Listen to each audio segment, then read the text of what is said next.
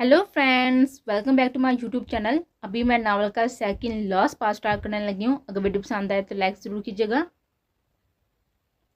हवेली पहुंचते ही वो उसको लेकर अंदर चला गया था, जहाँ पर सब लॉन्च में बैठे हुए थे, जबकि दादा साईं के चेहरे पर तनसिया मुस्कुराहट थी। सबको सलाम करके उसको लेकर अंदर की तरफ जाने लगा, जब दादा साईं की बातें उसके बढ़ते हुए कदम रोक दिए।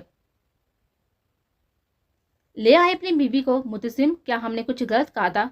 क्या कहा था आपने? ऋषि ने देखते हुए कहा। परी, अंदर चलो। नहीं, मुझे जाना है उन्होंने क्या कहा था। हमने ये कहा था कि अगर तुम्हारी बीवी तुम्हें अपने साबका मगद्दे के साथ मिले तो यहाँ पर लेकर आना और अपने हाथों से उसका कत्ल कर देना। उनके चेहरे पर फातहाना मुस्कुराहट थी। अपनी जगह से उठकर वो चलते हुए उनके करीब आ गए। कत्ल के अलावा कुछ और नहीं आता आपको दादा साईं? उसने दादा साईं पर जोर देकर कहा था। बता चुकी है आयरा मुझे कि किस तरह आपने अपनी झूठी गैरत के नाम पर अपनी बीवी और भाई का कत्ल किया था। उसने कहते साथ ही दादा साईं का चेहरा गुस्से से सुर हो चुका था, जबकि मुतसिम और वहां पर मौजूद बाकी सब अफराद का हाल भी कुछ ऐसा ही था। भला किसने आज तक हिम्मत की थी जमाल शाह से इस तरह बात करने की? ऋषि, कमरे में जाओ, यहाँ तमाशा लगाने की जरूरत नहीं है। साथी से उसका बाजू पकड़कर उसको लेकर जाने लगा, जब उसने अपना बाजू उससे छुड़वा लिया। मैं तमाशा लगा रही हूँ? तमाशा तुम्हारे दादा साईं लगाया अपनी सो काल खैरत के नाम पर झूठ बोलकर। अपनी बकवास बंद करो लड़की। दादा साईं की दहाड़ती हुई आवाज उस जगह पर गूंजी। अगर ये आपको बकवास लगती है तो बकवास ही सही। करूंगी मैं ये बकवास, जो सच है बताऊंगी सबको। उसका चलाने पर दादा साईं का हाथ उठा था, जो बीच में ही रोक जा चुका था। उनने हैरत से मुतसिम की तरफ देखा। तुमने हमारा हाथ रोका? माफ कीजिएगा दादा साईं, आपका हाथ रोका, लेकिन अगर कोई मेरी बीबी पर हाथ उठाएगा तो ये मैं बर्दाश्त नहीं करूंगा। तुम्हें दिख नहीं रहा कि वो क्या बकवास कर रही है? अम्माद साहब ने अपनी जगह से उठकर गुस्से से कहा। बिल्कुल दिख रहा है चाचा साईं, लेकिन ये कोई भी गलती करे, बदतमीजी करे या कुछ भी करे, उसे सजा मैं खुद दूंगा। लेकिन कोई और ऐसा करे, ये हक तो मैंने किसी को नहीं दिया। चलो मेरे साथ। उन्हें जवाब देकर वो उसे वहां से लेकर जाने लगा। जब वो दोबारा अपना हाथ छुड़वाती, वो दादा साईं के करीब जाकर खड़ी हो गई। मुझे जानती हैं मैं कौन हूँ? उसका पूरा इसरार अंदाज सबको खटकने पर मजबूर कर चुका था। मैं हूँ प्रीशे शाह जफर शाह, जफर शाह की बेटी प्रीशा और जमाल शाह की पोती। उसके कई अल्फाज दादा साईं को सुन काट चुके थे। आपने ये बात सच की थी कि आपने अपनी बीवी और भाई को मारा, लेकिन क्यों मारा? ये झूठ बोला था। बताएं सबको सच के, आपने क्यों मारा था अपनी बीवी और भाई को? उनके सफेद पटे चेहरे को गहरी नजर से देखते हुए उसने एक एक लफ्ज चुबाकर कहा। तुम्हें अंदाजा है लड़की कि तुम क्या कह रही हो? सकलैन साहब ने उसके करीब आकर सख्त लहजे में कहा। जी बिल्कुल, मुझे अंदाजा है कि मैं क्या कह रही हूँ। मैं सच बता रही हूँ। इस झूठ से पर्दा उठा रही हूँ जो उन्होंने सालों पहले सबसे कहा था। जमाल, ये तुम्हारी औलाद है। उनने कमरे में मौजूद एक माँ का बच्चा उनके सामने किया था, जिसे देते ही जमाल शाह ने चेहरा फेर लिया। मैं कैसे मान लूं कि ये मेरी औलाद है? जिस तरह तुम मेरे एक कहने पर आसानी से मेरे पास आ गई थी, क्या पता किसी और के पास भी चली गई हो? उनके अल्फाज वृषा शाह के कदमों में जैसे जमीन बोस कर चुके थे। तुम ये क्या कह रही हो? नकार किया था तुमने मुझसे। बीवी हूं मैं तुम्हारी, ये हमारी औलाद है। मेरे पास सारे सबूत हैं, टेस्ट रिपोर्ट, हमारा नकारनामा। उन्हें अपने बैग से चंद कागजात निकालकर जमाल शाह के सामने रखे। शायद तुम आप भी खुद को मेरी बीवी समझ रही हो। अगर ऐसा है तो इन बातों से बाहर निकल आओ, और अगर तुम्हें यह लग रहा है कि मैंने तुमसे नकार तुम्हारी मोहब्बत में किया था तो ये तुम्हारी गलत फहमी है।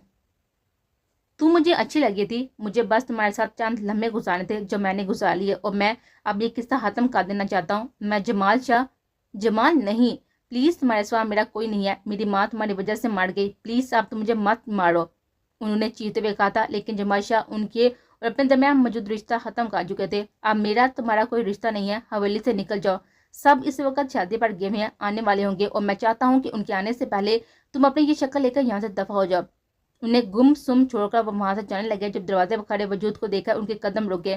वहां पर आकब शाह और यास्मीन शाह खड़े थे। उन्हें देखकर ही लग रहा था कि वो यहाँ पर हुई भी इन दोनों की सारी बातें सुन चुकी है। लाला साईं, आप ऐसे होंगे मैंने कभी सोचा भी नहीं था। आकब शाह ने बेयकीनी से उन्हें देखते हुए कहा। तुम दोनों गलत समझते हो। कुछ कहने की जरूरत नहीं है जमाल, हम सब कुछ सुन चुके हैं। अब आपके दूर से पर्दा उठ चुका है। यास्मीन के लहजे में अफसोस था। ये अभी के लिए यहीं रहेगी, अब घर के बड़े फैसले करेंगे। कोई फैसला करने की जरूरत नहीं है। जब सर सुन चुकी हो तो फिर ये बात क्यों बढ़ा रही हो कि मैं उसे तलाक दे चुका हूँ? अब इसका मुझसे कोई ताल्लुक नहीं है। उन्होंने एक नजर वृषा को देखा था, जो कि आंखों में आंसू लिए उनको देख रहे थे। उनकी गोद में मौजूद वो छोटा सा वजूद रो रहा था। मैंने कोई अनोखा काम नहीं किया, इस बात को यहीं पर खत्म कर दो। क्यों खत्म कर दूं? तुमने मुझे सिखाया है एक औरत को अपने लिए लड़ना चाहिए और मैं तुम्हारी इन बातों पर जरूर अमल करूंगी। मैं इस औरत के लिए लड़ूंगी। तुमने मुझे आज तक बिना चादर के अपने कमरे में से नहीं निकलने दिया, क्योंकि तुम्हें अच्छा नहीं लगता था कि कोई भी तुम्हारी बीवी को देखे। पूरे घर में, तुम्हारे गाँव में तुम सबको ये बताते फिरती हो जमाल कि तुम कितने गैरतमंद हो। मैं दिखाती हूँ सबको कि तुम कितने गैरतमंद हो। क्या करोगे तुम? हम कुछ नहीं करेंगे, जो करेंगे वो बाबा सही करेंगे। जो अब आकब की तरफ से आया था, जो उनकी ये बातें जमाल शाह को डरने पर मजबूर कर गई थी। आज तक उनकी बीवी बिना चादर के अपने कमरे से नहीं निकली थी। पूरा गांव उनकी इज्जत करता था। अगर सबको मालूम हो जाता कि जमाल शाह ने सिर्फ चंद हसीन लम्हों के लिए किसी से निकाह किया था, अपनी बीवी के साथ बेवफाई की थी और अपनी ही औलाद को मारने से इनकार कर दिया था, तो उन सब के बाद उनकी क्या इज्जत रह जाती। तुम चलो मेरे साथ। उन्हें वृषा का हाथ थामा और एक नजर अपने शोहर को देकर वहां से जाने लगे। जब अगले ही लम्हे जमाल शाह ने दीवार पर लटकी बंदूक उतार कर उसका रूह अपनी बीवी की तरफ काट दिया।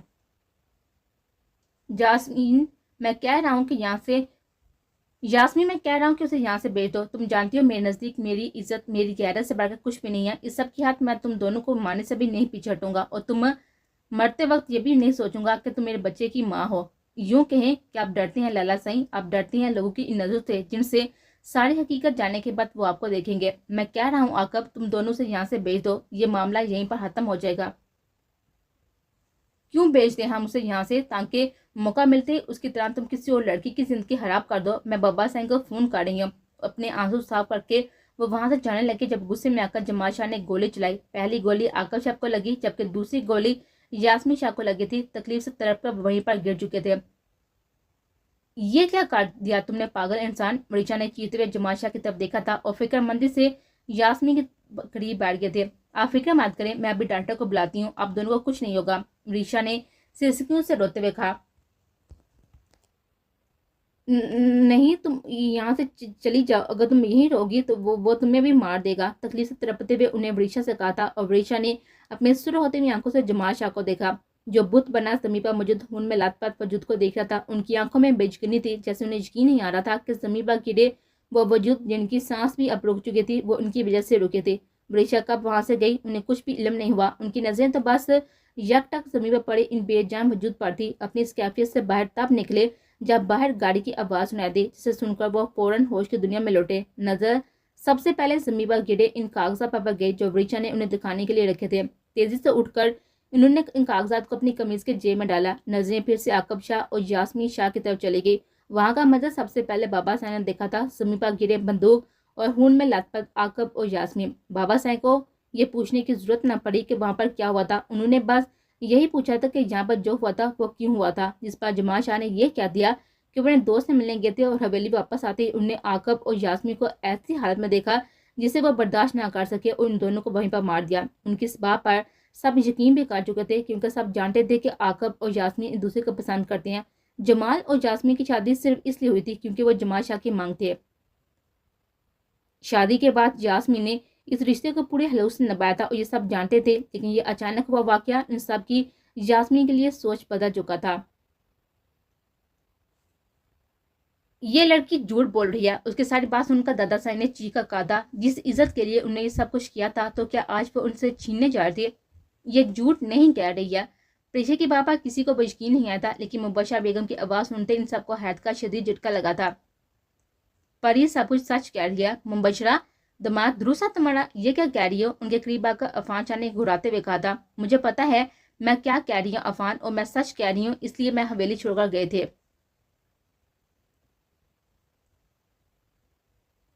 फोन की पहली पहल पर ही उन्होंने बिना नंबर देखे तेजी से कॉल पिक कर ली थी। हेलो, क्या हाल है? दूसरी तरफ से अफान शाह की आवाज सुनाई दी। अफान, काम पर जाकर तुम करते क्या हो? 3 घंटे के लिए जाती हो, जिसमें से 5 बार तो मुझे ही फोन करते हो। अभी तो 5 मिनट पहले ही बात की थी। तुम्हारी चाहत आ रही थी, इसलिए दोबारा फोन कर लिया। तो कल ही बात, अब मैं फोन रख रही हूँ, दोबारा फोन मत कीजिएगा। आयरा सो रही है, इतनी मुश्किल से सुलाया है मैंने। अगर उससे वो जाग गई ना तो आपको घर बुलाऊंगी कि आकर उसको सुलाएं। उन्हें बेड पर लेटी अपनी बेटी को देखते हुए कहा था, जो अपना अंगूठा मुंह में लिए हुए मजे से सो रहे थे। सलाह दूंगा अपनी शहजादी को, लेकिन पहले तुम मेरा एक काम करो। पापा से आगे कमरे में जाओ, उनकी वार्डरोब में एक सिल्वर कलर की फाइल होगी, वो निकालो। मैंने मुलाजम भेजा है, उसके हाथ बजवा देना। मैं उनके कमरे में जाऊं?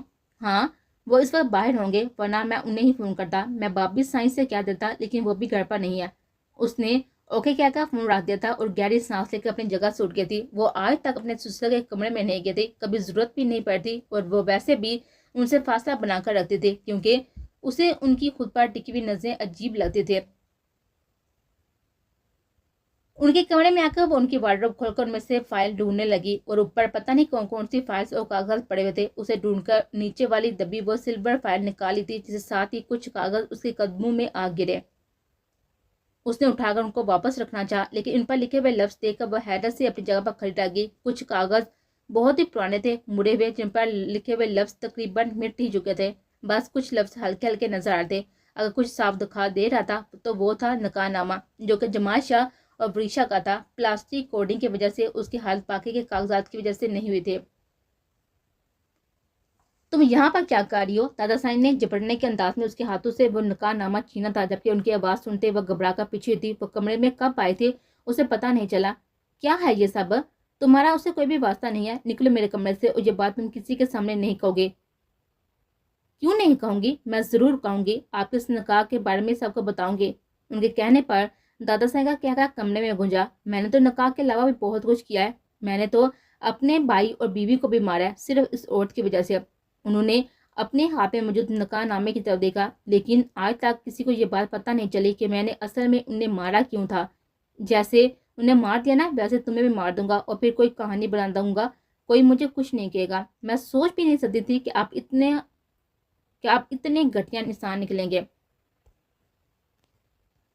मैं बहुत घटिया हूँ, और तुम्हारे साथ मैं तुम्हें मारने के अलावा भी बहुत कुछ कर सकता हूँ। आपको शर्म नहीं आती? मैं बहू हूँ आपकी, तुम मेरे बेटे की बीवी हो। बाकी जो औरतें इस घर में मौजूद हैं वो मेरी बहू है, क्योंकि वो मेरे खानदान का हिस्सा है, तुम नहीं हो।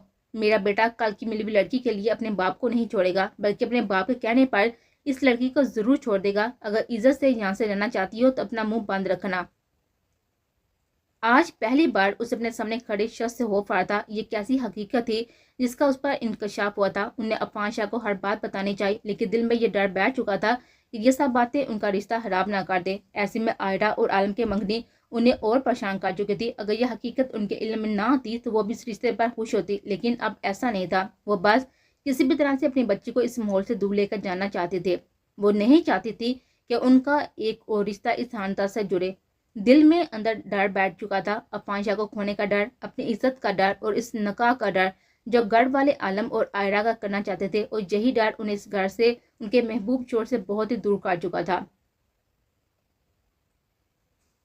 अगर यही सब बात थी तो तुमने पहले मुझे क्यों नहीं बताया? क्योंकि मैं डर गई थी। मुझे इनकी बात सच लगी कि अपने बाप को छोड़कर मेरे पापा क्यों यकीन करोगे? हाँ, वो हमारा बेटा है, वो तुम्हारी बाप पर यकीन नहीं करेगा। अफान, तुम इस औरत की बात बिल्कुल भी मत सुनना, तुम सब जानते हो ना हमें।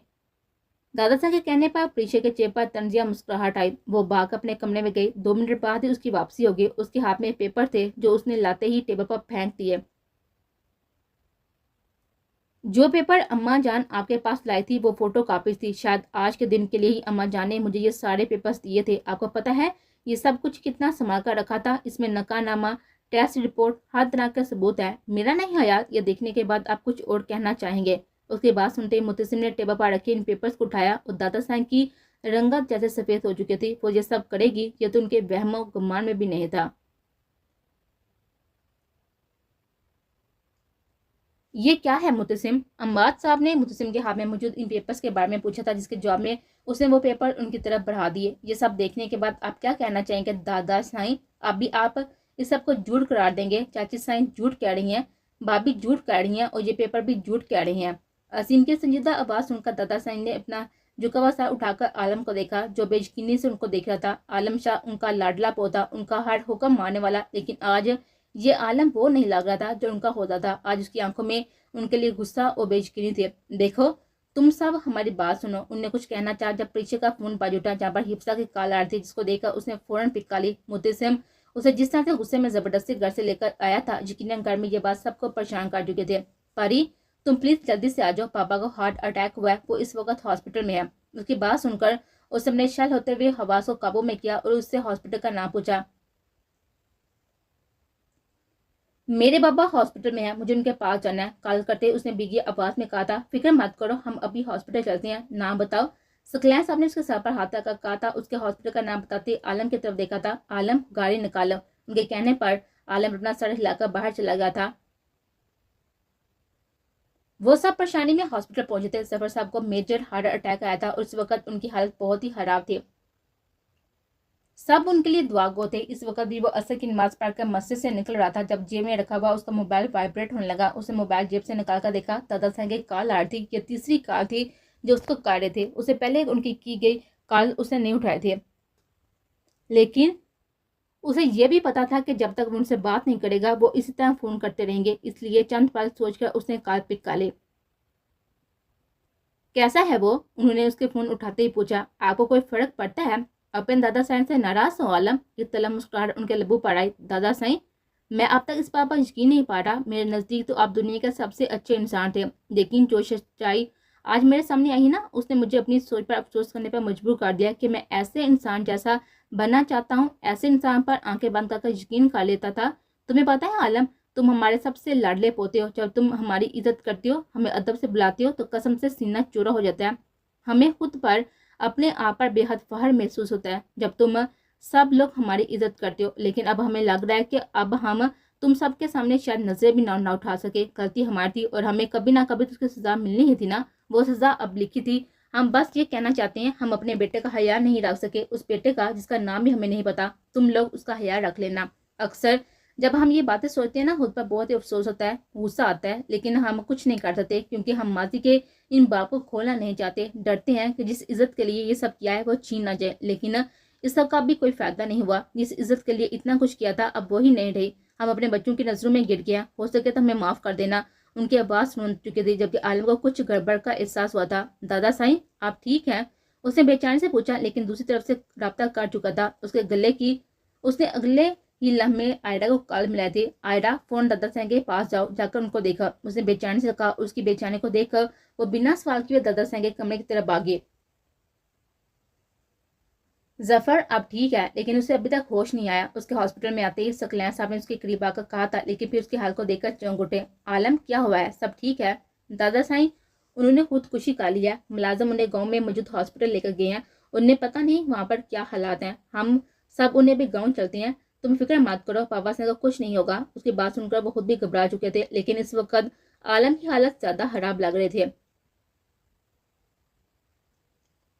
गांव में मौजूद हॉस्पिटल में पहुंचते उन्हें जो खबर मिली थी उनके पैरों से जमीन निकाल चुकी थी। आलम के फोन काटते ही आयरा उनको देखने जा रही थी। जब ही हवेली में तेज आवाज गूंजी, उसके चलते कदम मजीद तेजी से दादा साईं के कमरे की तरफ बढ़े थे। जब उसने कमरे का दरवाजा खोला था, खौफ से उसके कदम वहीं पर जम गए थे। उन्हें अपनी बंदूक से खुद को गोली मारी थी। मुलाजमों से कहकर वो उन्हें हॉस्पिटल पहुंचाने में कामयाब हुई थी। उसके काम के बाद उसने आलम को कॉल करके यहाँ की सूरत हाल बता दी थी, क्योंकि सारे मर्द तो शहर जा चुके थे। जब तक वो नहीं आए थे, सामने मामला उसी ने संभालते और इन सब के आने से चंद मिनट पहले ही जो कोशिश डॉक्टर करते वो नाकाम हो चुके थे। आज दादा साईं को गए हुए तीसरा दिन था। पीछे सुबह ही वापस शहर जा चुके थे, क्योंकि जफर साहब अभी तक हॉस्पिटल में मौजूद थे, जबकि बाकी के घर वाले होते हुए भी हवेली में शोक छाया हुआ था। किसने सोचा था कि ये सब कुछ हो जाएगा? इस सब का सबसे ज्यादा असर जिसने लिया था वो आलम था, क्योंकि वही दादा साईं के सबसे ज्यादा करीब था। आलम, खाना क्यों नहीं खाया? उसकी आवाज सुनकर आलम ने चौंक कर उसकी तरफ देखा। मैं खा चुका हूँ। कोई नहीं खाया, बस चंद नवाले लिए थे, वो भी कोई खाना नहीं होता। आयरा, मुझे कुछ नहीं खाना, बस तुम मेरे पास बैठो, यहाँ आओ। उसे अपने करीब बिठाकर आलम ने उसे अपने हंसा में लिया था। आप ठीक हैं? हाँ। बात दादा साईं की याद आ रही थी। तुम्हें पता है आयरा, मैं उनसे बहुत ही मोहब्बत करता था। अपने माँ बाप से ज्यादा करीब मैं उनके था। मेरे लिए वो इस दुनिया में सबसे ज्यादा अहम थे, लेकिन अब वो नहीं है। हम उनके लिए दुआ के अलावा और कुछ नहीं कर सकते। आलम, आप उनके लिए दुआ करें। अपने नरम हाथों से उसने आलम के गालों पर मौजूद आंसू को साफ किया, जबकि उसकी बात पर उसने अपना सर हिलाकर मुस्कुराते हुए आलम ने उसे अपने मजीद साथी से अपने हसाब में ले लिया।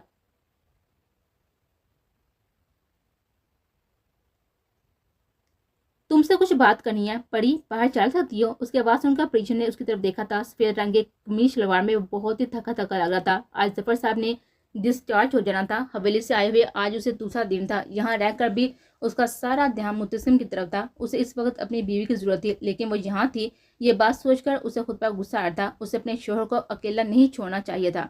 इसलिए उसने यही सोचा था कि जफर साहब के डिस्चार्ज होते ही वो वापस हवेली चले जाएगी, लेकिन उससे पहले ही मुतसिम अब यहाँ पर मौजूद था। मैं इंतजार कर रहा हूँ, तो बाहर आ जाओ। बिना उसकी बात सुनने में बाहर चला गया था, जिस पर कुछ देर सोच कर वो भी बाहर चली गई थी। हॉस्पिटल के बाहर बने बेंच पर वो टांग पर टांग जमाए बैठा था। खामोशी से जाकर वो बेंच पर उसे कुछ फांसी पर बैठ गए। क्या है सब मेरी वजह से हुआ है? क्या यह सब मेरी वजह से हुआ है? क्या? उसने अचंभे से पूछा। तुम्हारे बाबा की जो हालत है, शायद उसका जिम्मेदार मैं हूँ। और तुम कैसे जिम्मेदार हो उनकी हालत के? डॉक्टर ने कहा है उन्होंने किसी चीज का स्ट्रेस लिया है। मैंने कितना तमाशा लगाया था वहां पर तुम्हारे घर पर, किस तरह जबरदस्ती करके तुम्हें वहां से लेकर आया था। मैं बस तुम्हारे घर लेकर जाने के लिए आया था, ताकि दादा साईं जो तुम्हारे बारे में कुछ कहने का मौका ना मिले। लेकिन फिर तुम्हें उस शख्स के इतने करीब देखकर मैं गुस्से पर काबू नहीं रख पाया। मुतसिम, उसमें तुम्हारा कोई कसूर नहीं है। पीछे के बात सुनकर उसने अपने गन्ने बालों में हाथ फंसाकर गहरा सांस लिया। परी, माँ बाप क्या होते हैं मैं बहुत अच्छे से जानता हूँ, उनकी अहमियत क्या होती है मैं जानता हूँ। मैं बहुत छोटा था जब एक कार एक्सीडेंट में वो दोनों मुझे छोड़कर चले गए, शायद 10 साल या 12 साल, याद नहीं। उसने अपने शाने उचकाए। मैं इस बड़ी दुनिया में अपने आप को बहुत ही तन्हा महसूस करने लगा था। सबको मेरी ये तन्हाई महसूस हो रही थी, इसलिए हर कोई मुझे भरपूर तवज्जो और मोहब्बत देने लगा। सबने मुझे लाडू में पाला था। मैं जिस चीज की फरमाइश करता उसे पूरा कर देते थे, और मेरी यही आदत तुम्हारे मामले में भी रहे। मुझे तुमसे मोहब्बत हुई थी और फिर तुम मेरी जिद बन गई। मैं बस किसी भी तरह से हमेशा अपनी पसंद की हुई चीज को अपनाना चाहता था। इसके लिए मुझे जो रास्ता ठीक लगा मैंने अपना लिया। तुम मेरी मोहब्बत थी और फिर तुम मेरी महरम बनी, और मुझे अपने महरम से इश्क हो गया बेइंतहा। मैंने तुमसे जबरदस्ती निकाह किया सिर्फ इसलिए ताकि मुझे ये इत्मीनान रहे कि तुम मेरी हो।